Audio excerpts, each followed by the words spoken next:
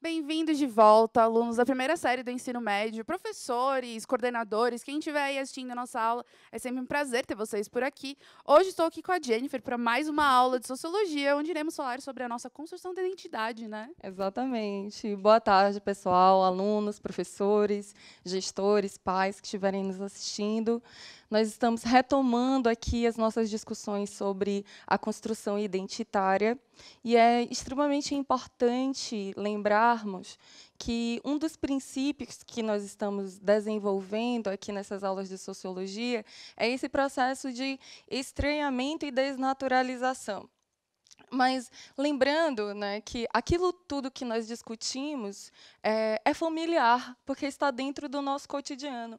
O estranhamento que nós fazemos, que é esse passo para trás, para observarmos melhor, nós conseguimos compreender as nuances, a diversidade e termos consciência sobre os nossos processos individuais em relação àquilo o que nós estamos submetidos dentro da coletividade. E como é nosso hábito, nós vamos começar com uma pergunta, né? A partir dessa pergunta, nós vamos construindo melhor essas discussões. Mas antes, vamos falar também as habilidades e os objetivos da aula. Então, a habilidade que nós estamos trabalhando aqui é reconhecer que a construção identitária é um processo contínuo e que vem da relação entre indivíduo e sociedade, ou seja, dos grupos sociais por meio dos quais ele, né, o indivíduo, interage e participa na vida em sociedade. O nosso objetivo é entender como a sociedade influencia o indivíduo e como esse indivíduo é influenciado e influencia a sociedade. Desenvolver também a percepção de que a construção da identidade é processual e acontece por toda a vida. Agora sim, nós vamos para a pergunta e vamos construir essas reflexões juntos. Quem eu sou em relação aos outros? Quem são os outros em relação a mim? Como o meu entorno interfere em mim e o que eu observo das pessoas à minha volta. O que eu recebo que forma a minha identidade. Então, o que eu vejo dos outros, quem são esses outros em relação a mim, como o meu entorno interfere na minha identidade e como eu recebo e compreendo a construção da minha identidade. 2 minutinhos.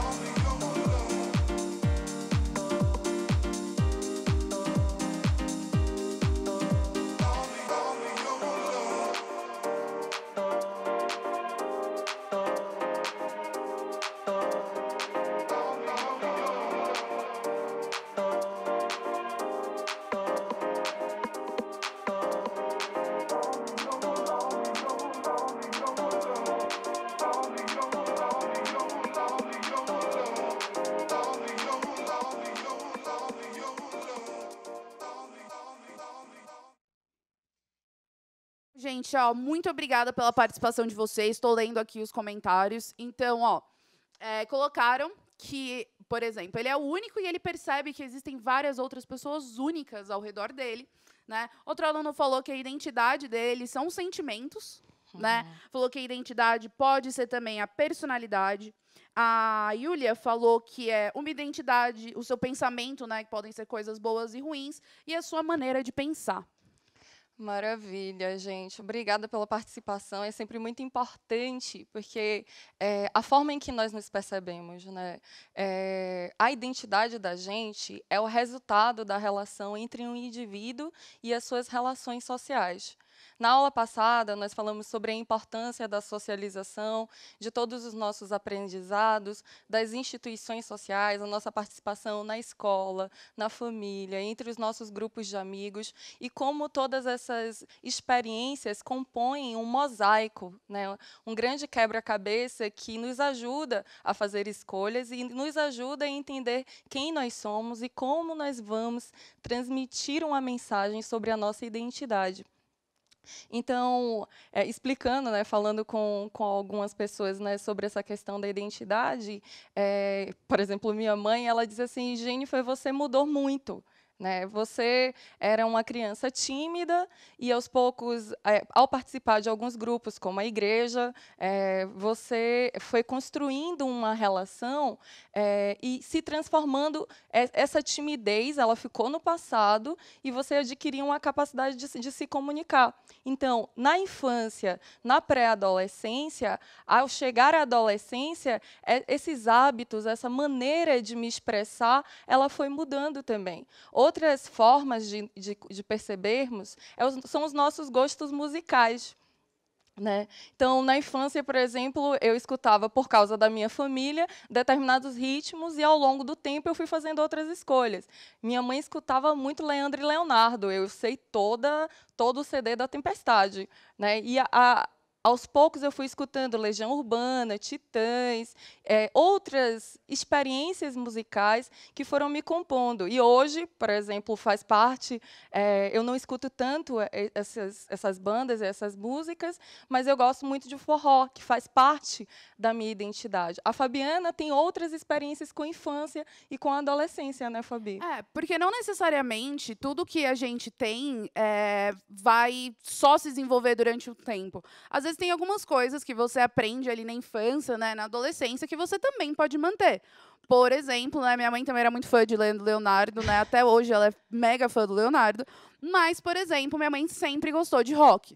Então, sendo assim, eu tive essa referência desde que eu era criança, com os LPs que ela tinha em casa e tudo mais.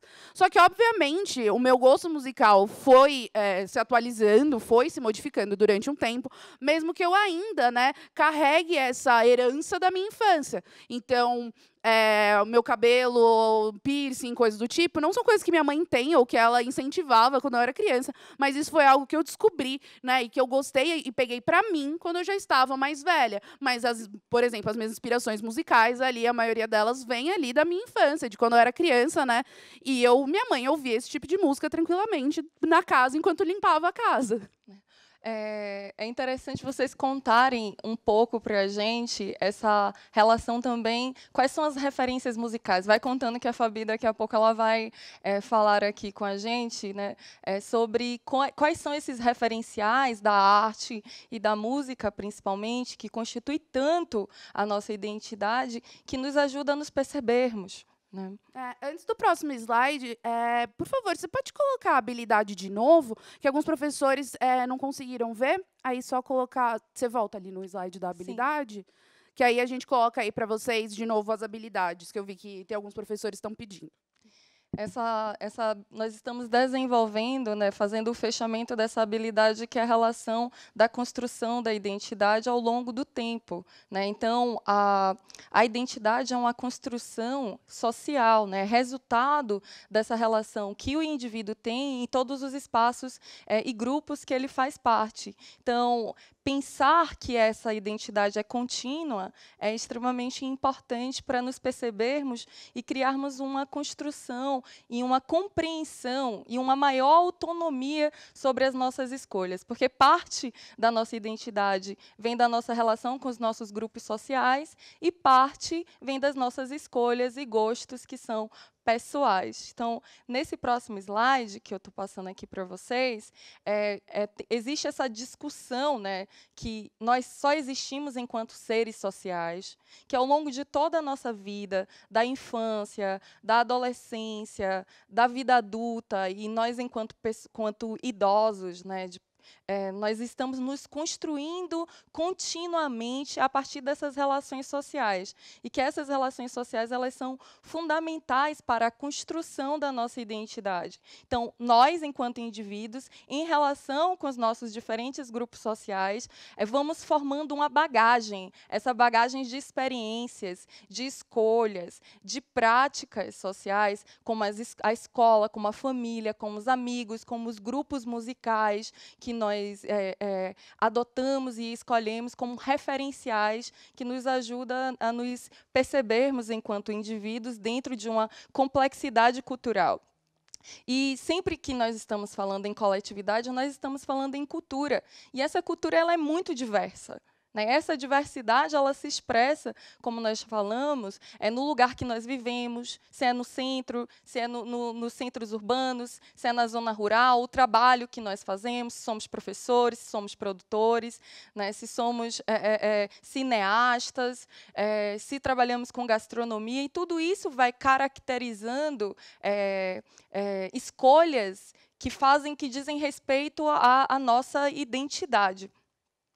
E nós também, nesse slide, que é uma compilação sobre esse conceito de construção contínua desse eu, nós temos aqui, né, na parte esquerda, experiências, escolhas e práticas. Então, nós temos uma experiência individual com a nossa família, como já foi dito, com os nossos grupos de amigos, com os nossos estilos de roupa, qual é o nosso estilo, se nós somos roqueiros, surfistas, se nós somos emo, o tipo de lazer, se eu vou para show, se eu gosto de andar de skate, as escolas que nós frequentamos, a religião que nós escolhemos, a política e a profissão, tudo está dentro do âmbito das nossas escolhas pessoais. Mas existe uma outra parte da nossa vida, o nosso nome nós não escolhemos. E aí nós temos aqui uma lista de coisas que nós não escolhemos quando nascemos. A nossa ancestralidade,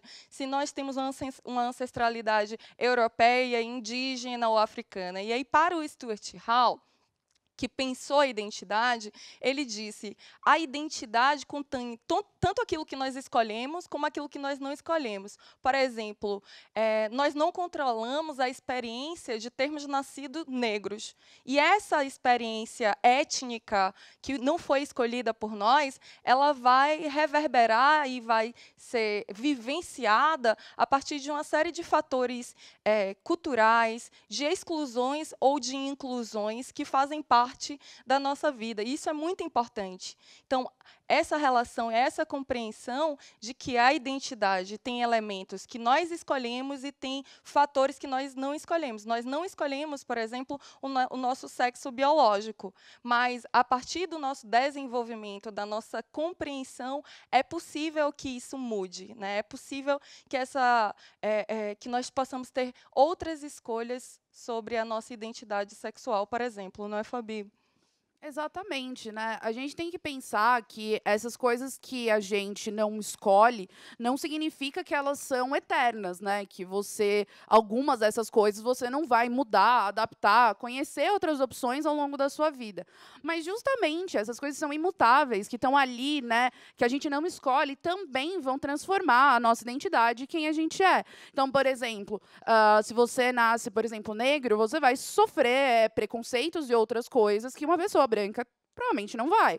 Quando a gente fala, por exemplo, de uma pessoa rica e uma pessoa pobre, né, a gente não escolhe a classe social que a gente nasce. Então, isso também vai determinar, né, o que você vai ter contato. Né? Até a profissão dos seus pais, o que eles fazem da vida, também vai influenciar nas coisas que você vai ter acesso na infância, aquilo que você vai conhecer, que você vai ter contato. Então, é óbvio que isso vai influenciar a gente, obviamente, né, como a gente estava falando lá na socialização, que justamente ali a família é o nosso primeiro ali, momento que a gente vai se descobrindo como pessoa, Mas essas coisas a gente também pode ir modificando e adaptando aquilo que fica melhor pra gente, né? Aquilo que a gente se encontra, olha e se vê ali. Perfeito. E essa relação, né, que nós estamos discutindo entre o eu e o outro, e eu vou colocar o slide novamente só para ressaltar, né, este eu possui um conjunto de experiências e essas experiências elas vão formar a nossa identidade. E como é que eu percebo então a relação de diferença entre este eu e este outro? É porque esse outro tem uma história diferente e tem experiências diferentes, possui escolhas diferentes. Essa relação entre a diferença entre o eu e o outro produz essa diversidade, essa pluralidade que nós percebemos nas culturas e nas diferentes formas das pessoas se expressarem. Então, vocês colocaram aqui no chat, né? Eu sou... a minha ancestralidade é italiana. Então, quando você diz que a sua ancestralidade é italiana, que você possui esse traço identitário na sua vida, você está fazendo referência a um conjunto de fatores em que, por exemplo, a gastronomia, a música que você vai escutar, a maneira de falar, né? Às vezes eu conheço pessoas que são da Moca e dizem: o meu jeito de falar é diferente, eu tenho uma vibração, uma voz alta, e dizem assim: eu não estou brigando com você. É a cultura e a constituição identitária do espaço e da família que eu nasci. Então, essa experiência identitária ela é fundamental para a nossa expressividade, para a forma em que nós nos enxergamos e a forma também que os outros nos percebem. Isso é muito importante.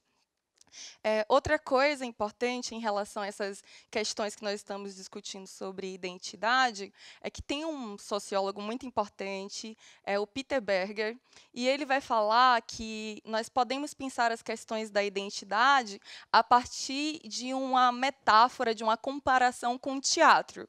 E ele diz que a linguagem do teatro deriva o conceito de papel, né? E nós podemos dizer que a sociedade, né, ela cria scripts, roteiros, regras, normas, comportamentos dessas instituições sociais que nós fazemos parte, né? Família, escola, trabalho, e esse roteiro é ensinado na socialização. E os atores somos nós, os indivíduos, que têm que assumir esses papéis, o papel de aluno, o papel de filho, o papel de profissional, o papel de artista, de namorado, e o roteiro é dado pela sociedade e os papéis são assumidos pelos indivíduos que vivem esse drama social e vai construindo a sua identidade na participação em diferentes instituições. Então, agora eu estou dentro de um papel de professora, né? Mas mais cedo eu estava fazendo o papel de filha. Então, existe um conjunto de expectativas em relação a esses papéis.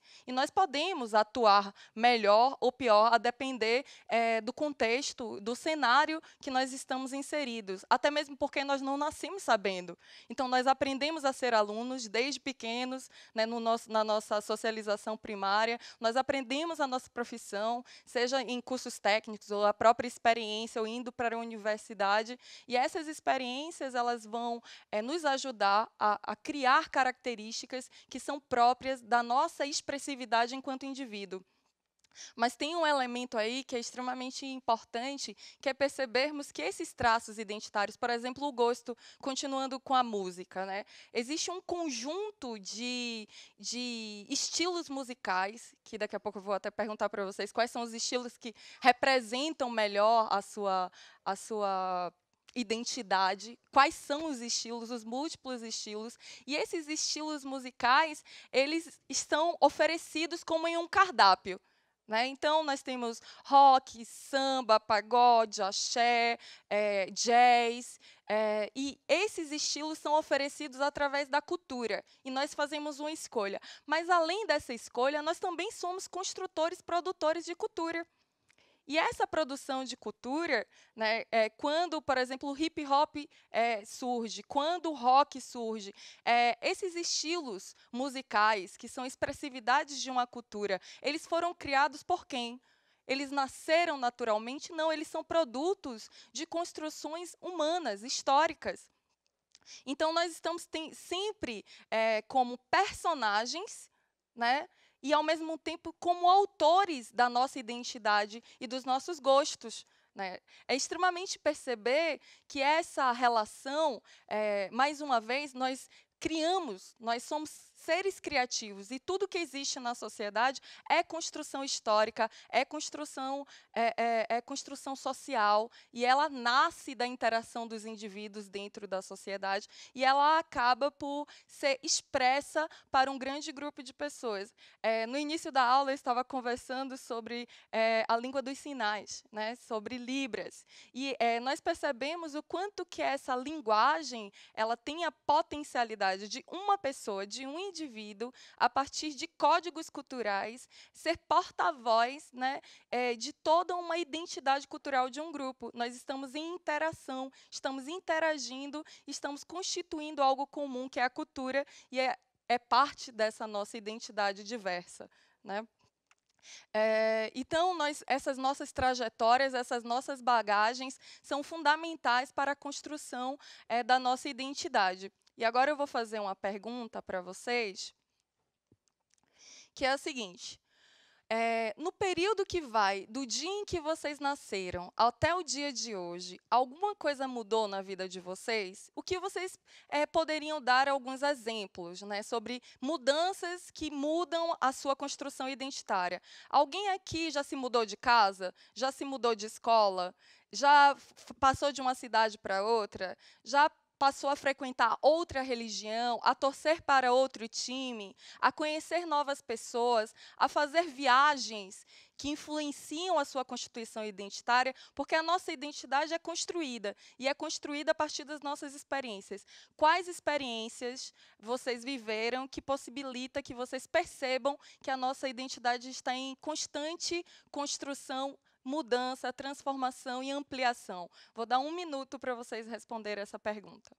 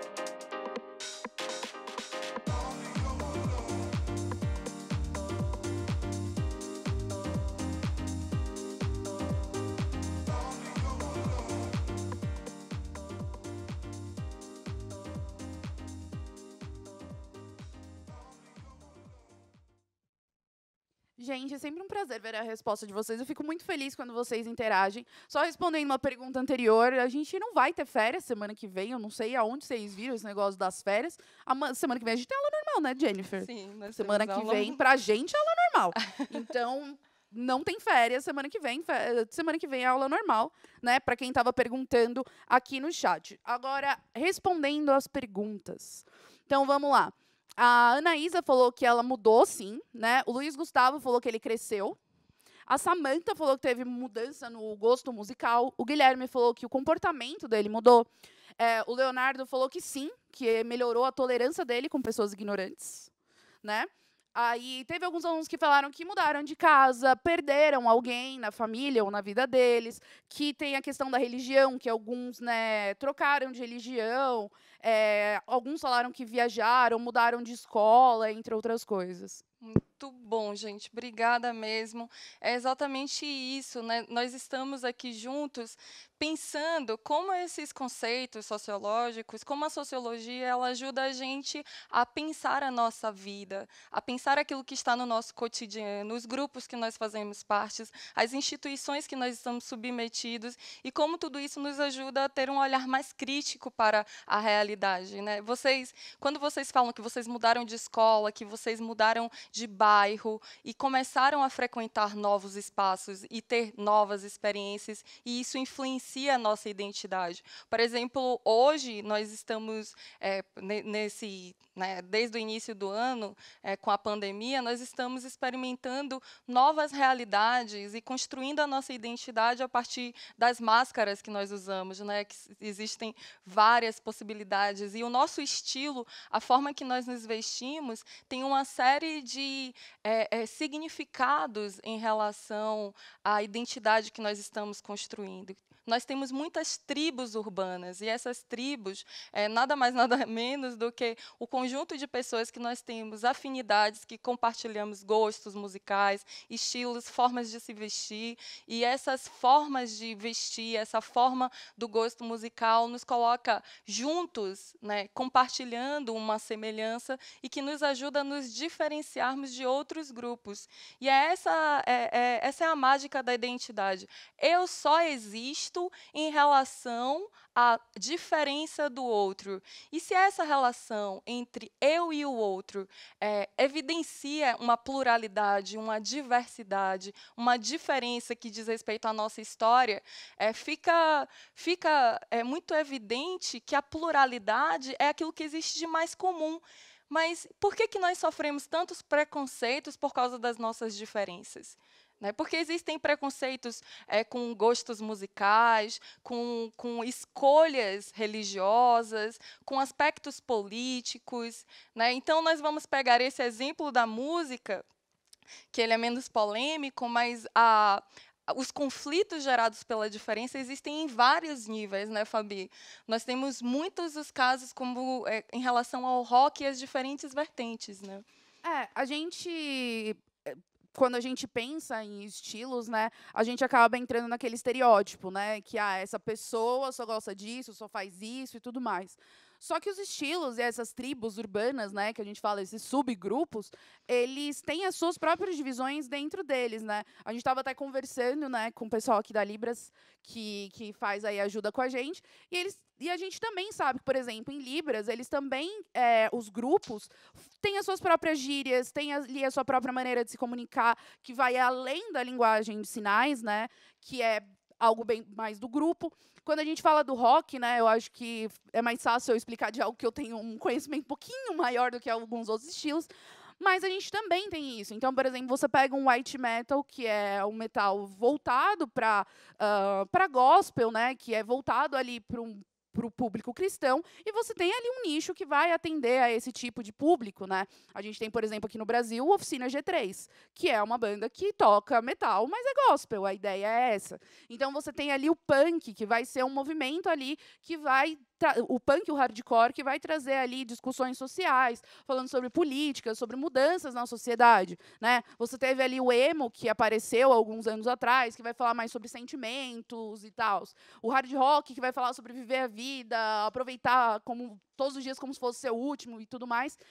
Então, o que acontece? Dentro dos próprios nichos, e se a gente for pensar no funk também, a gente tem o funk ostentação, tem o proibidão, tem outros tipos. O rap, não existe só um estilo de rap, um estilo de música. Então, a gente tem que pensar que em qualquer lugar que a gente tiver, em qualquer estilo, existe ali uma parte desse grupo que vai ter ali as suas especificidades, né? Que ele vai ter ali um olhar mais atencioso àquilo que a gente gosta. Então, por isso que, normalmente, a gente sempre acaba migrando para grupos que tragam nas músicas, que tragam na representatividade, que tragam até na imagem e e nessa construção da identidade, coisas com que a gente se relaciona, com que a gente se identifica, né? Com estilos que a gente pode olhar e falar, é aqui que eu quero estar, porque essa música fala comigo, fala da minha realidade, fala do que eu gosto. Esse estilo, né, visual me representa, para mim, eu acho que ele representa o que eu quero, ou eu acho que fica bonito em mim, ou não fica bonito em mim.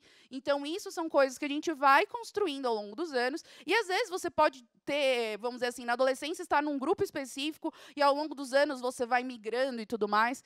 E eu acho que também é importante a gente lembrar que não é só porque você está naquele grupo que você é fechado naquilo.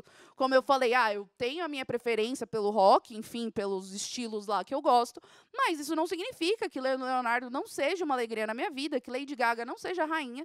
Então, assim, a gente tem que pensar que quando você está num grupo social, não significa que você é só aquele grupo social. Você ainda continua sendo você, com milhares de gamas ali do que representa ser você.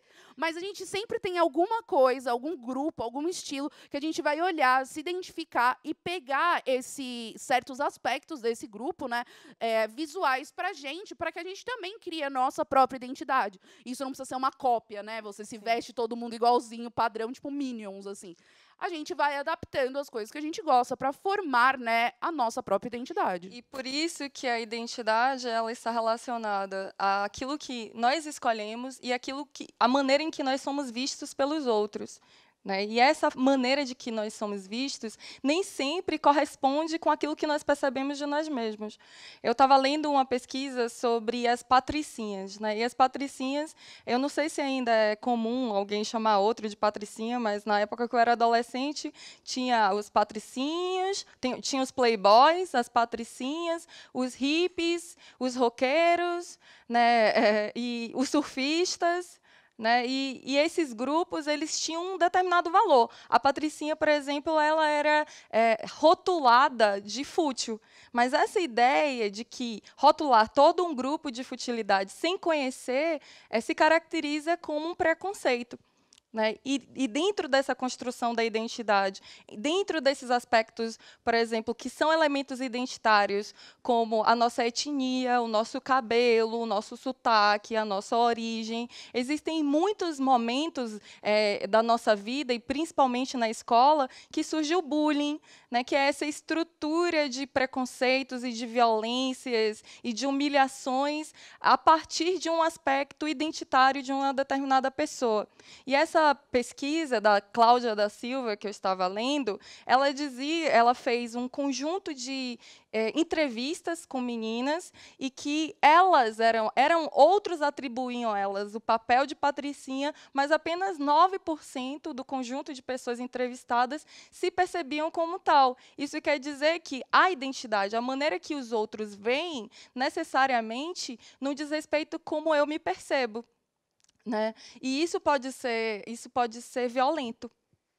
Sim, a gente tem que pensar que, igual vocês colocam, mas esse estilo é ruim, esse estilo é bom, isso é legal, isso não é. O que acontece? É óbvio que vão ter estilos, vão ter coisas que eu também não vou gostar. Porque é justamente isso. A gente vai ter milhões de grupos sociais que vão estar ali trazendo as suas próprias características, trazendo a sua própria origem e a sua própria história. E nem sempre você vai estar inserido ou você vai se ver naquele lugar, né? Mas alguém vai. Né? Eu acho que uma frase que eu sempre uso, que minha mãe sempre falava que eu achava maravilhoso, que era, se todo mundo gosta do amarelo, quem ia gostar? Por que ia ter azul se todo mundo gosta do amarelo? Então, a ideia é a gente entender que a gente pertence, obviamente, a uma sociedade, mas cada um de nós é diferente, traz ali uma história diferente, uma socialização diferente, que a gente já vem olhando isso nas últimas aulas. E aí, quando a gente chega num grupo social, a gente vai pelo que a gente tem mais afinidade. O que não significa que você está fechado naquele grupo. Muitos de vocês colocaram aqui que gostavam de rap, gostam de música de anime, de trap e outras coisas. Então, assim, é a gente entender que todos os grupos sociais têm o seu valor, só que, obviamente, o valor ele vai mudar de acordo com quem olha. Então, para mim, algo pode ser incrível, maravilhoso, a melhor coisa do planeta, e para você pode não ser. É quando a gente fala sobre filme. Eu chego para você e falo, eu assisti um filme. Melhor filme da minha vida, foi incrível. E aí você vai lá ver o filme e fala, poxa, achei horroroso. Então, Acontece. isso. E isso não significa que o filme seja ruim. Significa que talvez você não seja o público, né, para aquele filme. Talvez eu não seja o público para um filme que você gosta. E é a mesma coisa para música, né? A gente tem que entender que mesmo a gente está trabalhando mais com essa questão de música e tal, porque talvez visualmente seja mais fácil a gente distinguir essas pessoas, né? Talvez aí a gente na adolescência tem muito isso de pertencer a um grupo mais específico. Mas a gente vai vendo que ao longo dos anos a gente vai absorvendo aquilo que funciona, aquilo que não funciona a gente joga fora e segue a vida. E agora nós vamos, para colaborar essa reflexão sobre os diferentes grupos, os nichos que nós fazemos parte, as tribos que nós fazemos parte, a diversidade, a pluralidade que existe na constituição de uma identidade, que uma pessoa ela não é aquilo que parece ser, ela é muito mais complexa, porque tem uma história de experiências e escolhas que fazem parte dessa identidade. Né? Então, a construção da identidade é sempre uma relação entre um indivíduo e a coletividade e os grupos, e o produto dessa relação, dessa interação, é essa identidade fluida que é construída ao longo de toda a nossa vida. E essa identidade ela tem relação com os nossos papéis sociais, e é o que nós vamos ver agora, que o quanto que o papel social que nós desempenhamos, seja como crianças, adolescentes e adultos ou idosos, nós estamos sempre exercendo uma determinada expectativa em relação àquilo que socialmente, coletivamente esperam da gente, e nós podemos imprimir, né, dentro dessa coletividade, daquilo que esperam a nossa identidade, a nossa assinatura, a nossa marca. Então, o papel social é um conceito importante para a gente pensar da relação e a função dos indivíduos na sociedade. O papel social agrupa um conjunto de comportamentos, normas, regras e deveres de cada indivíduo, e cada indivíduo possui a sua identidade na estrutura social, os quais determinarão diversos padrões. Né? Então, nós, como exemplo, né, nós temos mulheres negras, professores, mães, sindicalistas, filhas, irmãs, indígenas. Né? Então, esse conjunto de papéis que nós vamos desempenhando e a estrutura de ancestralidade que nós temos dentro da nossa sociedade vai compondo essa estrutura identitária. Nós carregamos essa bagagem no nossa caminhada, na nossa trajetória, e é muito importante a gente perceber como esses papéis sociais, essas experiências históricas, elas são acumulativas e elas geram um saber complexo e também podem gerar um conjunto de preconceitos extremamente complicados. E esses preconceitos, essas opressões, elas estão dentro do campo da interseccionalidade. Né? Então, essas diferenças todas, essas camadas todas que nós temos, por exemplo, mulheres, negras, trabalhadoras, nós podemos sofrer preconceitos por cada uma dessas expressões e papéis e lugares sociais que nós pertencemos. Eu posso sofrer preconceito por ser mulher, eu posso sofrer preconceito por ser professora, e posso sofrer preconceito por ser nordestina, por ser negra. E isso nós temos, ao perceber como se constrói essa diversidade, nós podemos respeitar melhor as tantas diferenças que existem dentro da sociedade.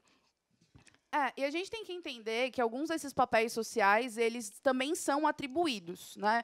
Então, assim, existem papéis sociais que a gente escolhe, tá? Não vou dizer que todos os papéis sociais são assim, mas muitos deles são colocados para nós, como a própria Jennifer estava falando. Então, por exemplo, a partir do momento que você entra no mercado de trabalho, você vai se tornar aquilo, né? Você vai ter ali um papel social, como professor, engenheiro, arquiteto, né? O que for.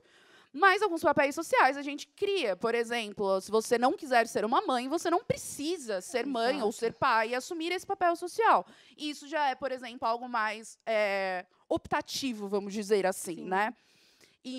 E a gente está falando aqui de exemplos de grupos sociais que vocês se encaixam, porque a gente já falou bastante da última aula sobre os papéis sociais que são atribuídos a esses grupos. A gente falou bastante sobre trabalho, falou bastante sobre escola, faculdade, essas coisas. Por isso que hoje a gente está falando mais sobre isso. Então, qualquer dúvida em relação, é só voltar na aula anterior. Sim, e é muito importante essa dúvida, porque o que é aquilo que nós escolhemos? O que expressa o nosso gosto, o nosso desejo? Isso diz respeito às nossas vontades. Agora, o que que nós não escolhemos. Nós não escolhemos, como nós falamos, a nossa ancestralidade. Nós não escolhemos a língua que nós falamos. Nós não escolhemos a família em que nós nascemos, mas escolhemos a família que vai continuar na nossa vida. Então, a identidade é composta por aquilo que é atribuído e aquilo que é escolhido por nós. Como sempre, a gente se empolga muito na aula. A gente tem aí, eu acho que 30 segundos. Eu queria falar duas coisas para vocês. Uma, para vocês avaliarem a aula aí. Vai aparecer um QR Code aí na tela. Para vocês darem um feedback aí, se vocês gostaram, não gostaram, o que a gente pode melhorar, o que vai ficar assim super supimpa para vocês. E a gente também gostaria que vocês, se pudesse, como a gente não tem tempo, responder essa perguntinha aí depois da aula, a gente dá uma olhadinha aqui no chat. E muito obrigada, né? Vocês são lindos sempre. Obrigada, pessoal. A participação de vocês sempre linda. E aí nós vamos continuar na próxima aula construindo mais conhecimento. E vocês respondem aí essa questão de como os outros veem vocês. Beijão. Até.